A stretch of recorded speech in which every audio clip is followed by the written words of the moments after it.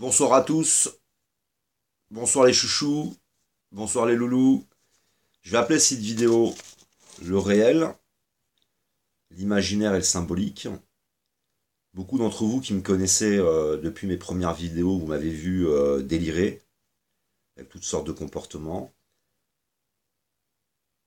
Ça, c'est la phrase, c'est la phase, c'est une des phases en fait du processus dont je voudrais parler. J'ai quelqu'un qui m'a laissé dans les commentaires un message parce que le personnage dont j'ai parlé dans des précédentes vidéos est encore en train d'essayer de prophétiser les choses.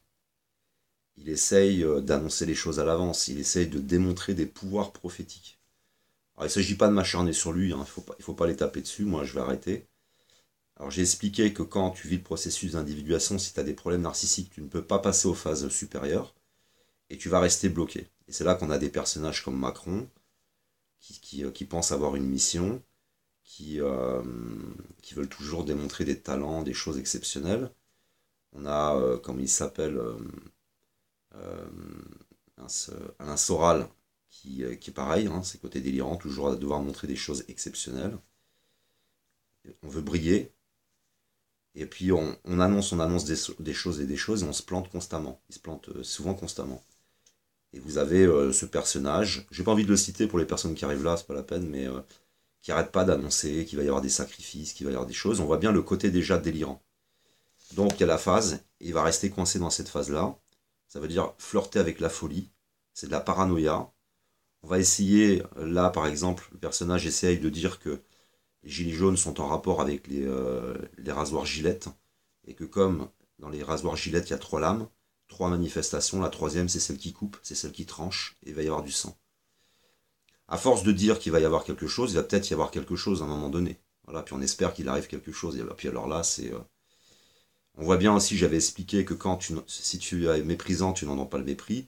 Si tu es paranoïaque, tu n'entends pas la paranoïa chez l'autre. Si, etc., etc. S'il y a de la perversion chez l'autre. Je veux dire, si je vais chez un prophète qui raconte que des conneries, je vais arrêter d'y aller. Mais ils n'arrêteront jamais parce que c'est surtout aussi des problématiques de lien, d'aliénation et de problématiques affectives. Donc on est dans l'affection. Ça veut dire qu'il n'y a plus de raisonnement là, ça délire complètement. Donc on va avoir des personnes qui vont avoir des niveaux de délire plus ou moins importants. Alors moi je l'ai vécu, parce que quand j'ai vécu mon processus d'individuation, tout d'abord, il n'y avait rien pour moi, hein. Je me demandais ce qui m'arrivait, et puis tu sombres dans des périodes où en fait, je vous ai fait un petit schéma, j'espère que vous allez voir, parce que vous avez le réel, c'est neuroboroméen. Je ne suis pas médecin, j'ai pas reçu des cours de médecine. Moi, je viens, j'entends des choses sur Internet, ils parlent du neuroboroméen, ça me parle complètement. Maintenant, c'est de la psychanalyse, là, où j'ai entendu ça, c'est de la pure psychanalyse. Moi, ça m'a parlé par rapport à mon ressenti. Qu'est-ce que j'ai pu ressentir au début de mon processus? Et c'est ça que je viens de dire. Je ne viens pas apporter des choses validées par la science, etc. C'est comme si vous racontiez que vous étiez brûlé. Voilà, vous n'avez pas vu de médecin, vous racontez vos brûlures, comment ça s'est réparé. Voilà. D'accord. Donc il n'y a rien de valide. C'est vraiment pour ceux qui vont le vivre et pouvoir se comprendre. Je le fais dans ce sens-là, point final. Parce que j'aurais bien aimé tomber sur ce type de vidéo, quand en tout cas, moi, je l'ai vécu. Ça, c'est pour ceux qui le vivent profondément. Je vous avais expliqué, là, j'ai vécu une nuit particulière. J'en parlerai quand on fera une série. Mais en fait, t'es vidé. T'es complètement vidé. T'es complètement vidé. Puis après, ce que je vous dis, durant des années, tu vas peu à peu replonger ton éponge dans de l'eau de source, et dans les choses essentielles. Et forcément, quand tu es vidé, ton réel est touché. Donc en fait, compte ton symbolique, il est toujours là, l'imaginaire, il est toujours là, mais tout ça est explosé. Ensuite, ce qui va se passer, c'est que tu as un désintérêt complet du réel, tes pensées et tes rêves deviennent plus le réel que le réel lui-même, parce qu'il est affecté, le réel. Le réel est affecté. Donc cette structure mentale, on pourrait appeler presque ternaire, entre le symbolique, le réel et l'imaginaire, va complètement se reformer autrement, en même temps que vous avez votre part d'ombre et de lumière qui fusionnent ensemble. On m'a demandé dans les commentaires, c'est quoi ta part d'ombre et de lumière? C'est que, à force de chercher, de chercher, de chercher, de t'analyser, mais pas t'en rendre malade, hein, faut pas s'en rendre malade, mais par exemple, Tu vas commencer, en fin de compte, quand tu as percé, quand on dit l'épée flamboyante qui perce le dragon, tu as percé les choses et tu as beaucoup plus accès à pouvoir t'analyser, à vivre déjà à la base un peu ton jugement dernier personnel, qui te permet en fin de compte de mourir, de te laisser mourir, de ne plus aimer ce que tu as été, d'affronter ce que tu as été, et puis de laisser peu à peu quelque chose d'autre se mettre à la place. Ça veut dire que tout ton être est complètement... Vous voyez, c'est Horus. Horus, il est démembré. Il est complètement démembré. Ensuite, la partie masculine ne va pas être remise. Ça, c'est parce qu'on rentre dans l'androgyne, dans l'équilibre masculin et féminin. Vous voyez, de démembration, ça veut dire que, imaginez, je vous couperais ou votre cerveau ou les membres en plusieurs morceaux, et après, tu reconstruis tout ça. Donc, tu es très, très, très fortement attaqué au niveau du réel. Tout est dissocié. Le nœud, ça ne s'entrelace plus. Donc, le personnage, par exemple, où je vous parle, qui est paranoïaque, qui va chercher des trucs pas possibles, qui a des problèmes, certes, narcissiques, et son réel est complètement affecté. Donc, qu'est-ce qui tourne et qui carbure? Par contre, le symbolique et l'imaginaire. Ça veut dire que je suis ici, par exemple, au moment où je vivais les choses au plus fort, je me mets à penser, et je vous assure, les pensées, tu y es. Alors imaginez que vous pensiez, vous ajoutez à ça de la paranoïa. Non, c'est pas possible. Tu ajoutes à ça de la paranoïa, c'est même pas la peine. Hein. Si ton réel, si tes pensées sont affectées, et que tu es paranoïaque, le paranoïaque, il va chercher, par exemple, mon frère biologique était paranoïaque, on a eu une part d'histoire ensemble avant de se séparer. C'était pas un grand paranoïaque, mais il était un peu paranoïaque. Il était hypondriaque. Il était toujours mal, il s'inventait des maladies. Il était toujours à se prendre la tête. Et par exemple, un jour, il m'appelle, il me dit viens voir, il y a les gitans avec qui je me suis embrouillé, ils sont devant chez moi. Alors moi, je déboîte, j'arrive. C'était des déménageurs. Vous voyez, c'était des trucs comme ça, quoi. Donc s'ils se mettent à chercher dans la politique, ils vont aller beaucoup plus loin que les autres. S'ils se mettent à chercher dans l'économie, ils vont aller chercher plus loin que les autres. Voilà, après, c'est les Illuminati, après, c'est limite les soucoupes volantes, hein, suivant les degrés. Mais t'es très affecté. De mon côté, j'étais pas forcément dans la paranoïa. Tu peux avoir un petit peu de paranoïa parce que tu comprends absolument pas ce qui t'arrive. Et ça, c'est effrayant. Parce que t'es plus bien du tout. Par exemple, tu travailles, j'étais en train de travailler, et mes pensées étaient beaucoup plus puissantes, et étaient beaucoup plus dans le réel que le réel lui-même. Et tout ce qui est ici t'ennuie. T'es en train de sortir du monde. Hein. Tu te désintéresses complètement. Tu t'occupes plus de tes papiers. Tu t'occupes plus de rien. T'en as plus rien à cirer. Et là, t'es dans ta quête intérieure. T'es obsédé. Il faut que tu répondes à ci, à ça. Tu cherches les choses. Il y a beaucoup de choses où tu es influencé, je pense. Il y a une influence, hein, qui est quelque chose d'extérieur. Et puis les influences extérieures, intérieures. Et après, peu à peu, comme forcément tu œuvres tous les jours, ton réel, il est très affecté. Mais par contre, comme tu œuvres, c'est là que tu trempes l'éponge que tu avais pressée. Tu trempes l'éponge, tu la sèches. Et là, après, tout est affecté, le symbolique, le réel, l'imaginaire, mais surtout le réel est très affecté. Mais après, peu à peu, tu reviens vers le réel, en reconstruisant un réel, en prenant, en laissant, etc. Et c'est à force. Et puis tu œuvres, parce que tu es en train d'œuvrer. C'est exactement comme quelqu'un, imaginez que ce soit une activité qui demande de la précision, faire de la musique. Et ben c'est un peu comme si tu te retrouvais d'un coup, dans cette reconstruction psychique, à être en train de jouer de la musique. Bah, au début, c'est nul. T'as du mal à lire les notes, etc. Puis après, t'es là, t'es comme ça va tout seul, ça fuit, ça circule. Tout est reconstruit, c'est terminé. Mais il y a une forme de reset, hein, en quelque sorte. Et il y a des personnes. Donc, si tu as un problème narcissique, un problème d'ego, tu commences à vivre le processus, c'est bloqué. Ça veut dire que ça va pas remonter au chakra plus haut, ça va pas se reconstruire ici, t'es bloqué. Et t'es bloqué, mais c'est une catastrophe, hein, parce que tu peux, surtout le suivant l'âge que tu as, ce que tu peux traverser comme expérience, et puis ça peut t'emmener, te conduire à la folie, quoi. Donc je pense qu'il y a beaucoup de personnes qui sont internées parce que c'est bloqué. Et c'est le délire de mission, par exemple. Penser à un moment donné que tu as une mission. Moi, j'étais pas du tout dans ça. Hein. Pour moi, j'avais fait des recherches. Je, même la honte. Hein. Je vous rappelle que quand quand Saint-Nicolas est venu, moi j'ai commencé à m'intéresser, c'est l'affaire Moulins, c'est le ministre qui avait été assassiné, qu'on avait retrouvé dans un, comment dire, en région parisienne, dans un dans un petit lac, là. Je crois qu'en fin de compte, je sais pas s'ils n'avaient pas essayé plus ou moins de nous embrouiller un peu le cerveau avec ça. Enfin bon, bref, moi j'ai focalisé sur Coluche et j'avais focalisé sur le livre The Lost Book Nostradamus. Vous vous rappelez que systématiquement, si je relis le livre, j'ai une nouvelle lecture puisque j'ai de plus en plus de connaissances. Mais ce qui m'intéresse, c'est que quand j'ai fait la première analyse, j'avais mis une vidéo en ligne et moi je lisais le truc, je disais le Messie, ça va être parce que ça raconte en fin de compte la traversée du désert, ça raconte tout un tas de choses. Ça raconte la Renaissance, ça raconte la nouvelle religion qui va arriver, c'est toute l'histoire du Vatican. Et en fait, à un moment donné, je regarde, pour vous dire le niveau de culture, j'ai presque honte, hein. Pour moi, c'était le messianisme en fin de compte du juif, mais en fait, dans le messianisme, c'était François Hollande qui était le Messie. Pour vous dire le niveau, déjà, je connaissais pas du tout François Hollande. Comment dire, c'était en Israël avec. Ça me fait rire parce que c'est pour vous dire le niveau en fait. Moi, j'avais pas du tout l'intention de venir sur Internet me montrer. Alors, tu vis des phases comme ça, à la fois de transcendance, de délire. Tes rêves, ils sont d'une puissance mais impressionnant. Il y a un vrai déséquilibre psychique. Donc après, bah, tu œuvres, les gens te partagent des choses, tu commences de plus en plus à te comprendre. C'est là que je me lance en quelque sorte, à créer tout un enseignement, entre guillemets, hein. Je vous faisais des tableaux sur le processus d'individuation. Je connaissais ni Jung ni Lacan, que je connais pas tant que ça, hein.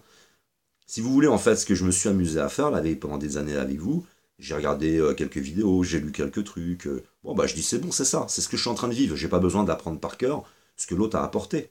Alors, je lis j'ai lu la thèse de doctorat de François Chabot, je vais lire les 12 travaux d'Hercule. À chaque fois, je vois, j'entends ou je lis quelque chose que j'ai vécu. Je cherche pas, en fait, à connaître tout le monde, tout connaître, ça m'intéresse pas. Mais en fait, la connaissance, elle t'arrive. Alors maintenant, il y a tout un.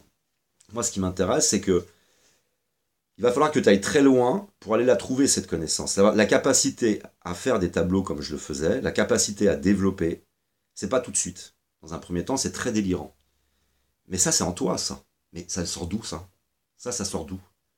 Donc, en fait, si on dit que Saint-Nicolas, il va emmener du sucre, il vient t'emmener la connaissance, comme la traversée du désert, où il y a le buisson flamboyant, il y a les tablettes et la connaissance, pour une autre version que celle de Saint-Nicolas, par exemple, et les sapins de Noël. Ce qui m'intéresse, c'est que, en fait, d'où elle vient cette connaissance? Est-ce qu'elle nous est apportée par Saint-Nicolas, vraiment? Ou est-ce qu'elle est enclenchée en nous et elle est dans l'ADN? Cette capacité à ressortir les choses comme ça. Ce qu'ont vécu les autres, hein. Enfin, Jung, Lacan, j'imagine qu'ils ont vécu les choses à peu près de la même façon. J'ai pas de certitude, hein, mais il y en a un qu'on va vouloir interner. Je veux dire, c'est vraiment bouleversant, quoi. Donc il y a vraiment, pour ceux qui le vivent, parce qu'il y en a, je le vois dans les commentaires, hein, il y en a qui sont dans cet état-là. Je ne veux pas dire là en ce moment, mais j'en ai vu qui étaient dans cet état-là. Et après, il faut œuvrer. Et il faut essayer de s'accrocher à des choses concrètes, des choses quand même un peu plus terre à terre, et pas partir dans des délires. Donc si, quand tu es dans cet état-là, moi j'ai cette force intérieure, j'ai ce fil conducteur auquel j'étais bien accroché, qui m'a ramené. Mais je suis sûr qu'il y a des personnes beaucoup plus fragiles. Ils tombent sur le gars en question dont on parle, c'est fini, hein. En plus, ça fait un clan de gens dans le même état. Et ils vont tous s'entretenir dans le même état. Et ce qu'il faut, c'est être toujours avec des personnes équilibrées. C'est tous les partages qu'on s'est fait avec des personnes équilibrées. Tu es en permanence dans une interaction avec des personnes équilibrées. Mais si tu vas avec des paranoïaques, maman. C'est-à-dire, ils s'entretiennent tous là-dedans, ça devient. Vous savez, c'est un peu comme les sectes où ils se suicident tous à la fin, quoi. Pourquoi ils se suicident tous à la fin? C'est bien qu'il y a quelque chose. Donc, il faut du temps. Et c'est vraiment œuvrer. C'est lire des personnes équilibrées, c'est regarder des vidéos de personnes équilibrées, c'est échanger avec le plus possible des personnes équilibrées. Pas dire de ne pas échanger avec les autres, hein. Autour de moi, il y a des anciens, il y a beaucoup d'anciens, je m'occupe de personnes âgées. Donc, vous voyez, ça te ramène à. Parce qu'en fait, à un moment donné, tu as, pour faire simple, hein, je vous avais fait ça dans le précédent schéma, là, il n'est pas là. Mais je vais vous refaire ça. On va prendre la croix et les différents états d'esprit dans lesquels tu peux être. En gros, tu vas, tes cycles, quand tu fais tes cycles, je vous avais montré ça, les cycles avec des petites boucles, des réactualisations, des grands cycles, puis des petits cycles. Ton état d'esprit, j'espère que vous voyez, ton état d'esprit, en fait, il change. Là, tu es équilibré. D'ailleurs, j'aurais plus tendance à en mettre même un comme ça. On va mettre un comme ça. Voilà. Et là, en fin de compte, là, les pires moments, c'est quand tu es ici, là-haut. Donc, tu planes complètement. Et puis, tu as des moments, tu reviens, tu es super terre à terre, tu as l'impression de plus rien savoir. Et ça fait une boucle comme ça tourne avec une boucle. Et en fait, j'espère que vous voyez, là, tu délires, là. Hein. C'est ici que tu es bien, en fait. Voilà. Ici, tu es bien. Voilà, là, tu es bien. Moi, maintenant, ça fait des semaines que je suis bien. Il n'y a plus de. Maintenant, c'est des petites. En fait, ça fait des grandes phases. Tout le long du processus, pendant plusieurs années, ça fait des grandes phases. Et peu à peu, ça se réduit. Et après, c'est des petits ressentis intérieurs de métamorphose. Des petits ressentis où là, tu peux plus. Enfin, en tout cas, tu es de moins en moins à supporter la dualité. Tu es de moins en moins à supporter le jugement. Mais c'est à force, faut œuvrer. Il n'y a pas d'autre choix qu'œuvrer. Faut pas se prendre la tête de trop. Ça vient complètement naturellement. Et c'est vraiment un processus qui se resserre. Vous savez, c'est comme ça que ça se resserre. Ça finit par se resserrer et tu arrives en ton centre à toi. Donc tu as ta fusion intérieure de part d'ombre et de lumière. Quand on dit de part d'ombre et de lumière, tu es en paix avec ta part d'ombre. Tu es aussi en paix, on va dire, avec ta part de lumière, mais tout est accepté, tout est compris. C'est compris chez toi, c'est compris chez les autres. Tu t'es resitué aussi dans le temps. Vous voyez, c'est toute une métamorphose, tout un rééquilibrage. Et après, bien sûr, c'est d'être le plus possible comme ça. Et en fait, après, quand tu as par exemple les phases lunaires, ça c'est pour moi, hein, je sais pas pour vous si vous êtes sensible à la lune, mais il y a des personnes qui font sur des vidéos sur internet qui parlent de la lune et des effets de la lune sur nous. Par exemple, la prochaine lune, j'ai écouté quelques minutes quelqu'un, parce que je regarde un peu moins. Mais bon, il nous expliquait qu'on va aller de plus en plus, avec la prochaine lune, on ira vers le réel, se réancrer dans la Terre, etc. Et c'est étonnant, hein, c'est exactement ce que je suis en train de vivre. C'est pour ça que j'expliquais que quand Dieudo, il fait, si vous suivez les spectacles de Dieudo, il suit la matrice. Il est impressionnant, lui. Hein. Il a fait un spectacle, je crois, si je ne dis pas de bêtises, c'est l'émancipation. Il a mis en place la chrysalide, alors qu'on sait que les initiés, tout ça, ça va être remis en place, la chrysalide et la métamorphose. Là, son prochain spectacle, c'est la vérité. On entre dans l'apocalypse. Et l'apocalypse, c'est quoi? C'est la vérité. Et pour ça que je vous disais qu'il y a des gens, en fin de compte, comme on est reliés, on est dans un monde connecté. La matrice, elle va vers une évolution. Nous-mêmes, on exprime cette évolution. Et ce sera un petit peu comme un gamin, si c'est sa crise d'adolescence, il va avoir des boutons. Bon, bah là, ça s'exprime par là. Mais nous, on est connectés, on est des êtres qui véhiculons du symbolisme, du réel et de l'imaginaire.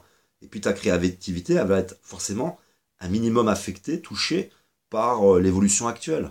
Alors dans l'actualité, vous allez avoir plein de rousses, par exemple. La rousse, c'est très important, c'est Marie, c'est le feu, c'est le processus d'individuation qu'on retrouve avec Saint-Georges, par exemple, dans les armoiries russes. Elle n'est pas présente. Hein. Mais si on tape Saint-Georges, vous verrez que les tableaux, il vient délivrer la rousse Marie. Donc vous allez avoir plein de rousses qui apparaissent.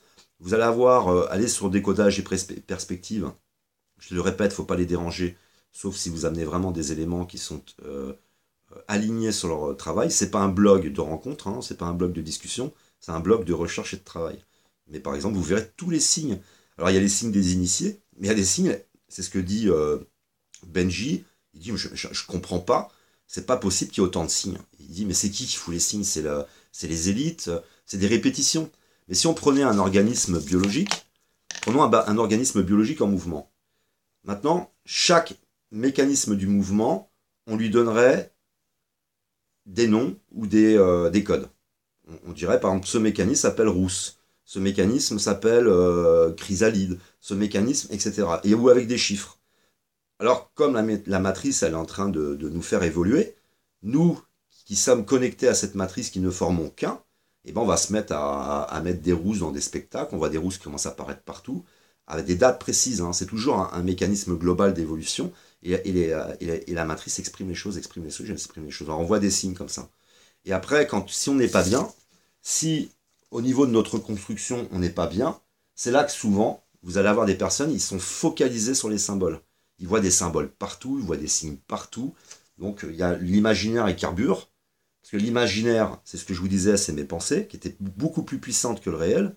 L'imaginaire, c'est aussi quelque part en lien avec les rêves, des rêves qui étaient très puissants, mais c'était phénoménal, hein, c'était délirant, complètement délirant.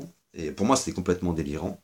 Mais en fin de compte, euh, le côté qui est très désagréable du réel qui est affecté, il est compensé par l'imaginaire ou les rêves pour te maintenir en équilibre en fait.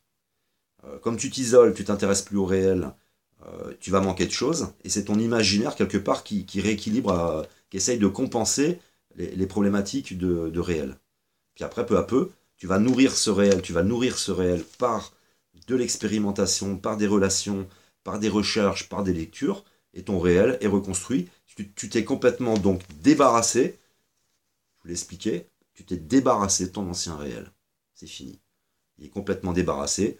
Tu as replongé l'éponge dans de l'eau pure, ça se remplit, ça reprend son volume, un peu comme si c'était le cerveau qui s'était dégonflé et regonflé. Mais c'est bouleversant. Donc après, ce que je conseille quand les gens le vivent, c'est vraiment euh, avoir des relations sociales, un minimum, et puis œuvrer, remplir après par des choses concrètes et pas délirantes. Donc vous allez avoir donc dans cette période, on voit bien que c'est stimulé cette période. On voit bien qu'il y a une métamorphose. On voit bien les gilets jaunes, tout ça. Tout ça, c'est la matrice. C'est une harmonie de la matrice qui envoie des signaux, ça bouge. Alors, comme ça bouge, comme il va y avoir, j'en parlerai quand on parlera de Saint-Nicolas. On fera une vidéo Saint-Nicolas. J'expliquerai ma première nuit où je vais vivre l'éponge. C'est-à-dire que tu te sointes complètement. Ça, j'expliquerai, mais on fera une parenthèse parce que est-ce que c'est quelque chose qui n'a rien à voir ou ça a à voir avec le processus? J'ai rien trouvé là-dessus. Mais tu as un sointement en fait qui est spectaculaire. C'est bien. Mais on fera un pack avec le reste. Donc, mais le problème qu'il va y avoir, c'est que moi j'ai vraiment un sentiment d'accompagner la matrice en même temps, une forme d'harmonie personnelle avec la matrice dans ma propre évolution. Vous voyez bien qu'on a suivi ensemble mon évolution avec des phénomènes extérieurs. Vous voyez, j'arrive à un niveau maintenant de mon processus, de la fin de mon processus. Il y a les gilets jaunes qui apparaissent au même moment. Vous voyez, moi j'ai l'impression d'être très sensible à la matrice, je suis très sensible aux lunes, et il y a quelque chose qui est très en harmonie avec la matrice. Si ça agit sur les gens, ça les fait créer des mouvements, il y a des personnes là qui me disent tiens, je viens de découvrir ça, etc. Il y en a plein qui viennent me voir. On voit bien qu'il y a quelque chose qui s'est passé. Donc, il y en a qui vont le vivre de plus en plus, et c'est pour ça qu'on appelle aussi cette période dans les religions la période où on va être envahi de faux prophètes ou de faux messies, etc. Ça veut dire que ce bouleversement, euh, parmi vous, il y en a qui n'auront pas trop de problématiques narcissiques, problèmes d'ego, donc bah, vous allez passer le niveau dessus très vite. Ça dépend aussi, je pense, de à quel point vous êtes perverti et atteint. Moi, j'étais très atteint, très profondément atteint. Et je pense que la violence de mon processus, elle était à la hauteur de ce que je pouvais être atteint, à la hauteur de tout ce qui était à dissoudre dans le creuset. Hein. Moi, ça veut dire que dans mon creuset, il y avait du boulot. Hein. Il y avait du boulot. Hein. J'étais pas bien. Hein. J'étais vraiment pas bien avec moi-même. J'étais vraiment pas aligné. J'étais fuyant. J'essayais d'être bien avec des gens avec qui je pouvais pas être bien, parce que j'ai raconté que j'ai été avec une femme qui venait d'un niveau social très élevé, donc dans la politique, l'art. euh, la grand-mère de, comment dire, la grand-mère de ma fille, c'est une ancienne speakerine, hein. Donc vous voyez, c'est des personnes qui sont de ce milieu-là, hein. Donc la télévision, un peu pas vraiment le showbiz, mais la politique, l'immobilier. Moi, j'avais rien à faire là, j'avais rien à faire. J'arrivais d'un orphelinat, j'ai tout fait pour me faire accepter, pour m'adapter. Je suis pas malheureux du tout de l'avoir fait d'abord. Très heureux, puis je les aime toujours. Toutes ces personnes qui ont compté dans ma vie, elles comptent toujours. Mais voilà, maintenant je me sens être moi-même. Mais si vous voulez, c'est tellement de choses qu'il fallait, tout compte fait, abandonner. C'est le vécu en orphelinat, ce que tu véhicules, tes blessures. Parce que je l'avais expliqué, hein, c'est le passé, le présent et le futur. Donc faut aller dans le passé, réparer les choses. Réparer ta relation avec tes parents, moi les réparer, même si je les fréquente pas, parce que ils sont manipulateurs, irresponsables, ils sont envahissants, complètement immatures, mythomanes. Tu peux pas, mais c'est réparé. Voilà, c'est réparé. Il n'y a pas du tout de haine chez moi, il n'y a pas tout ça. Pour ça, quand on dit de la traversée du désert, tous les anciens meurent dans le désert. Il n'y en a pas un seul qui arrive à Jérusalem et au bout de ton processus. C'est tous tes anciens schémas, toutes les scories. Tu laisses tout en arrière. Donc, essayez d'imaginer combien de temps il faut pour vivre tout ce processus. Voilà, c'est tellement de choses. Ça veut dire qu'on est vraiment dans la démembration de Russes, c'est explosé, et après il faut tout remettre, quoi. Et t'as pas envie de remettre n'importe quoi, hein. T'as pas envie même d'anciennes fréquentations qui sont pour toi insupportables. Alors, c'est à la fois intérieur, mais c'est aussi extérieur. Parce qu'au fur et à mesure que tu avances, tu réaménages ton extérieur. C'est, par exemple, j'occupais plein de pièces ici. J'occupe plus qu'une pièce en fait. Moi, j'ai une chambre, il y a un petit bureau, j'ai plus besoin de rien. J'ai complètement abandonné l'aspect matériel des choses. J'en ai mais rien à faire. Rien à faire des fringues, rien à faire. Pourvu que j'ai des choses dans lesquelles je suis bien, c'est pas non plus être sale ou pouilleux ou j'en passe, hein. Mais t'abandonnes tout ça. C'est une métamorphose qui est phénoménale, hein, la chrysalide, hein. C'est quelque chose d'extraordinaire. Mais la période, voilà, il y a toute la période de fragilité de fragilité qui est ici, et qui pour moi, oui, il va falloir, dans le futur, il faut qu'on ait un accompagnement, des lieux où tu peux travailler, par exemple, le matin, aller faire un peu de potager, l'après-midi, tu vas aller lire, tu vas aller avec des moines, en fin de compte, des prêtres, des personnes qui t'enseignent. Après, quand tu te sens un peu mieux, tu peux repartir quelques temps, ça va revenir. Et puis, je vous dis, c'est des cycles, hein, qui sont assez particuliers, quoi. Donc, voilà, je voulais en parler parce que je sais que j'ai régulièrement dans les commentaires des, euh, des personnes qui sont un petit peu dans ce cas-là. Et, alors après, le pire pour moi, c'est le délire de mission. C'est parce que les textes religieux nous influencent énormément. Parce que quand tu vas défaire ton nœud du réel, souvent le premier réflexe que tu vas avoir, c'est aller dans les textes religieux. Et à un moment donné, tu as l'impression que les textes religieux s'adressent à toi. À un moment donné, comme tu commences à percevoir des choses, tu te dis, mais c'est pas possible que ça m'arrive à moi. Si tu étais avec d'autres personnes qui le vivent, avec des personnes qui l'enseignent, t'as aucun délire. Mais là, tu es tout seul dans ton délire. Et c'est là qu'à un moment donné, tu commences à te dire, ouais, j'ai une mission, là, j'ai une mission, c'est pas possible, j'ai une mission. Et comme en plus, tu dois avoir une mission, c'est-à-dire, ta mission, je l'ai expliqué, ça peut être n'importe quoi, mais c'est pas forcément une mission délirante ou de sauver la France. Et là tu es complètement paumé, quoi. Et c'est là qu'on voit des personnages comme Alain Soral ou Macron qui vont nous dire, qui pensent eux vraiment avoir une mission. Et on voit bien toujours le lien avec la problématique narcissique. Donc ils vont rester peut-être toute leur vie en pensant avoir une mission. Mais avec, attention, moi je l'ai vu chez eux, je le sens chez eux, ils ont des périodes où ils croient par exemple être en mission, après ils ont une vie normale, et ça tourne aussi comme ça pour eux. Et donc la problématique de mission revient en permanence. Donc c'est là qu'on a Hitler.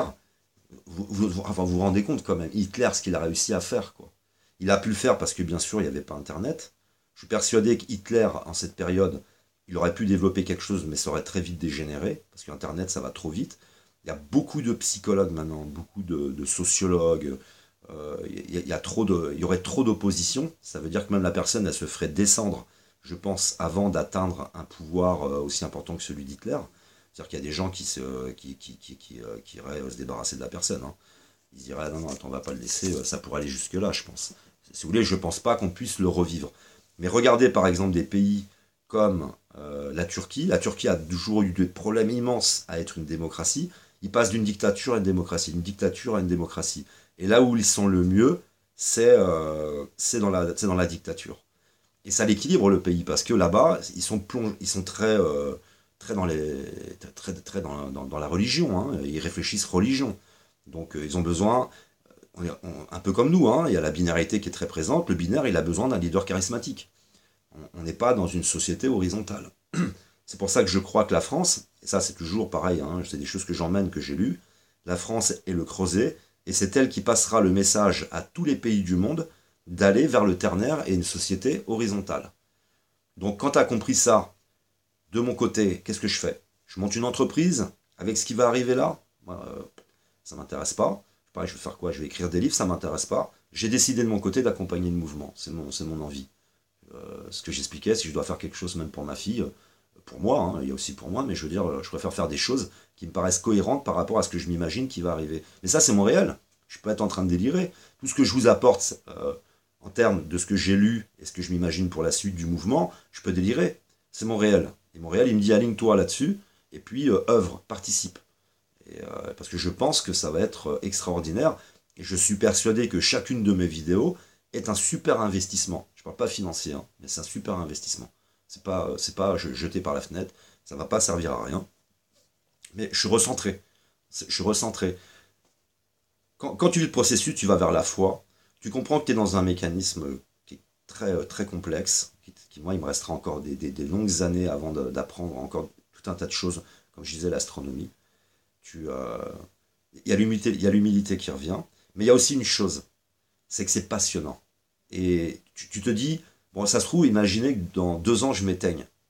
C'est pas des choses auxquelles je pense, hein. Mais je veux dire, c'est pas grave. J'aurais participé à fond, je me serais éclaté, et voilà. Et t'essayes d'accompagner la matrice. Moi, je vois des messages, chrysalide, machin, les rousses partout.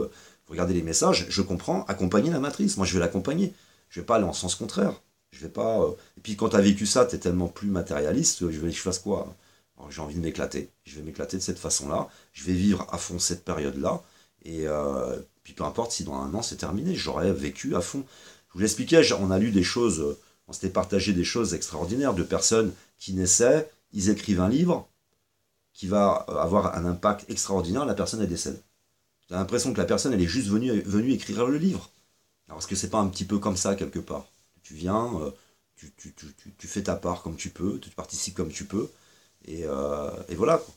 Donc, mais après vous avez donc les personnes, quand après elles sont elles, et là on le voit, ils n'ont pas de les personnes qui délirent, qui sont dans le délire de mission, donc toujours bloquées à ce stade-là où comment dire, le réel n'est pas reconstruit complètement. C'est quoi ta mission? Ok, explique-moi ta mission. Et tu verras que c'est que des idéologies, ils n'ont rien en réalité. Et comme il y a le problème d'ego, ils ne peuvent pas percevoir. Ça veut dire que l'étape de percevoir, l'étape de tout ce qui suit après dans toute ta métamorphose, ça ne se fait pas. Enfin, vous imaginez l'horreur, être bloqué dans un délire de mission, avec des problèmes narcissiques, avec de la paranoïa. Voilà, c'est terminé, c'est un logiciel qui est complètement affecté, en plus qui est resté binaire, hein, je t'aime pas, ça veut dire la dualité, la rivalité, la séparation avec les autres, et puis tu t'entretiens. Donc en plus, si tu montes une chaîne, t'es dans la paranoïa, t'as des paranoïas qui arrivent, et puis ils te stimulent, t'as raison, c'est bien, ouais, c'est vrai, regarde, c'est bon, ça marche, ils m'écoutent, et puis tu continues ton délire, et puis oh là là, t'en sors jamais, quoi. Alors je tenais à faire cette vidéo parce que ça m'a paru évident avec le dernier partage, puisque les personnes... parce que la paranoïa, c'est vraiment... C'est contagieux, c'est hyper contagieux. Je sais pas, tu as décidé d'aller regarder un match de foot, tu regardes une vidéo où le mec il te dit attention, n'allez pas au match de foot, il va y avoir un massacre, mais ça te pénètre, hein, tu te dis attends, t'es pas bien, quoi. La paranoïa, c'est une horreur, horreur. Et va les contredire, hein. Problématique narcissique et paranoïa, le mec il est prêt à te tuer pour sauver son réel, hein. C'est lui ou c'est toi, hein. Il faudra qu'il en reste qu'un, hein, quelque part, hein, dans cette histoire. Donc voilà, j'invite, pour ceux qui vivent ça, cette histoire de réel qui est moins puissant, d'imaginaire qui est très puissant, des rêves très puissants, à continuer à aller chercher des choses, à faire gaffe aux gens qui délirent. C'est évident, hein, si tu vois que ça délire, barrez-vous. Et aller vers des personnes. C'est vraiment, moi, des soirées, à passer des heures, par exemple, avec Patrick Burenstenas. À la fois, ça m'aidait à me comprendre, ça m'aidait à m'accompagner dans ce processus, et puis le type est posé, quoi. Il n'y a rien de délirant. Luc Biget, il n'y avait rien de délirant. Alors je dis eux, mais c'est tout ce qu'on s'est partagé comme physicien, comme scientifique, dans plein de domaines. C'est René Guénon, c'est aussi... je sais plus comment il s'appelle, là, qui fait des conférences, mais bon, c'est du Boris Cyrulnik, c'est du... voilà, et puis en fin de compte, ton éponge, elle se remplit de ça. C'est de ça qu'elle se remplit.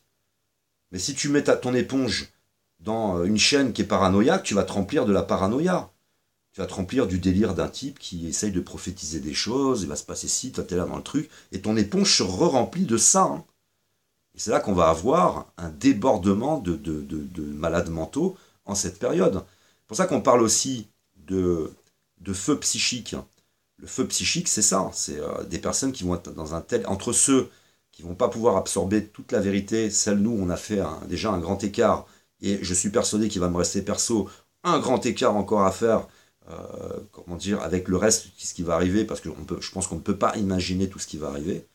Mais ceux qui n'ont fait aucun effort, c'est le grand écart d'un coup. Et puis ceux qui sont dans cet état-là, oh là là, c'est même pas la peine, quoi.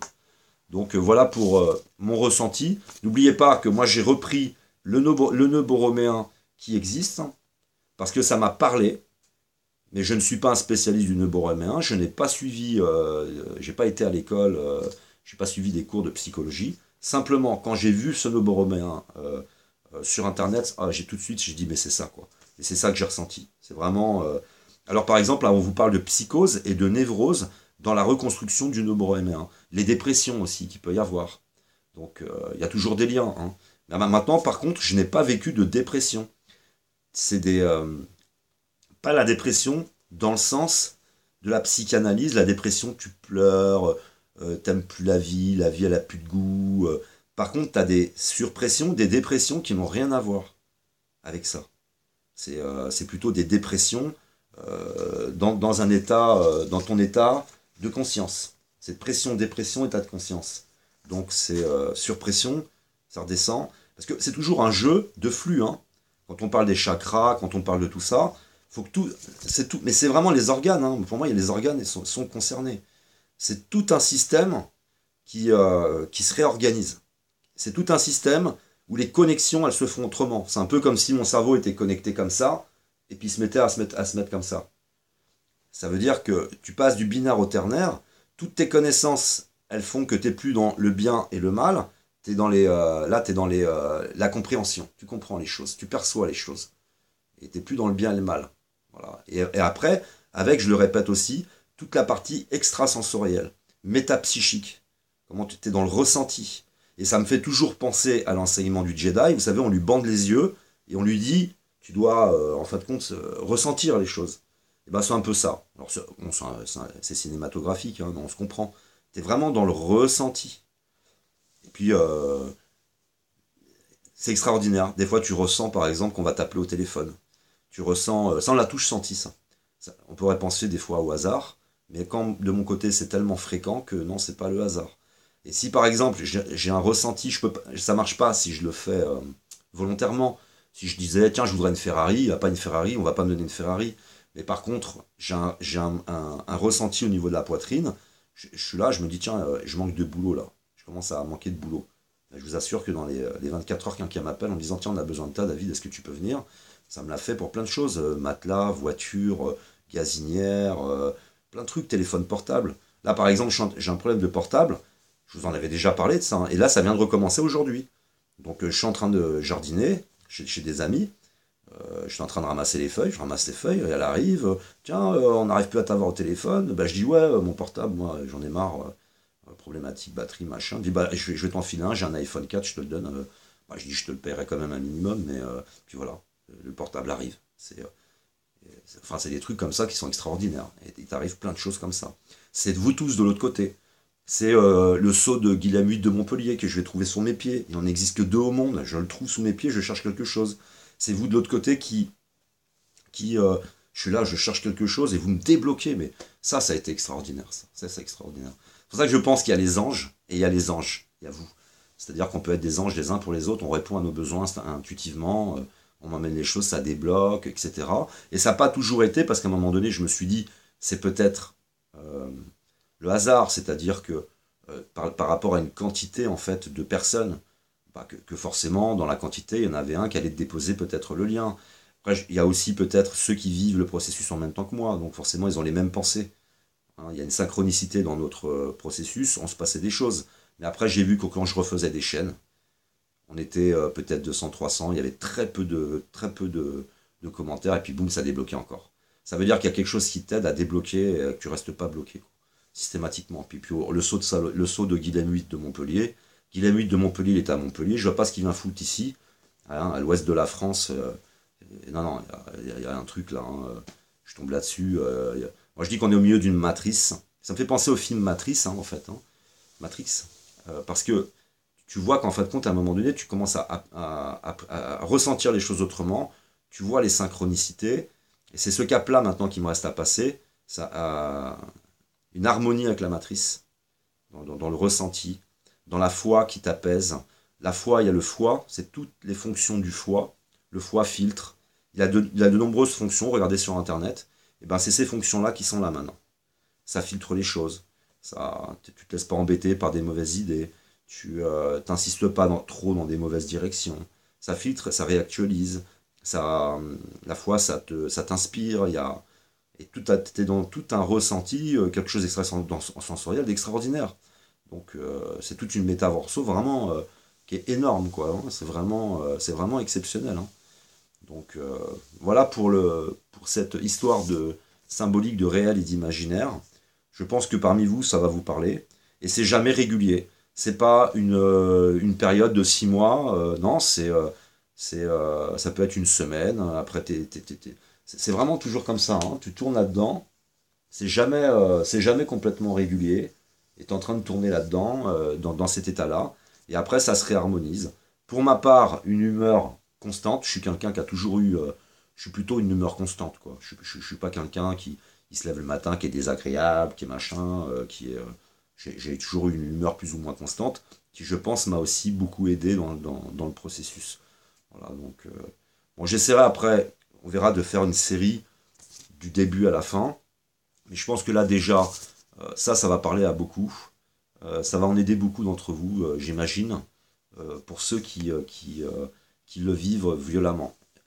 Je répète que c'est important, ça c'est faut pas être déçu de ne pas le vivre, hein, parce que je suis persuadé qu'on n'a pas besoin tous, dans une échelle en fin de compte, on n'a pas besoin tous de le vivre autant. Je suis persuadé de ça. Et ça va dépendre de la vie que vous avez eue, parce que l'éponge, de quoi est faite votre éponge? C'est ça le problème. Moi, c'était une éponge croupie. Vous savez, c'est l'éponge que tu as laissée en partant en vacances dans l'évier. Tu reviens, l'eau elle est toute croupie avec une odeur. C'était ça mon éponge, hein. Donc, mais voilà, je pense qu'il y a une sorte d'échelle qui est plus ou moins importante en fait. Je vais vous mettre ça. Ça fait une sorte d'échelle qui est plus ou moins importante. Et je pense que moi, mon eau croupie, j'étais là.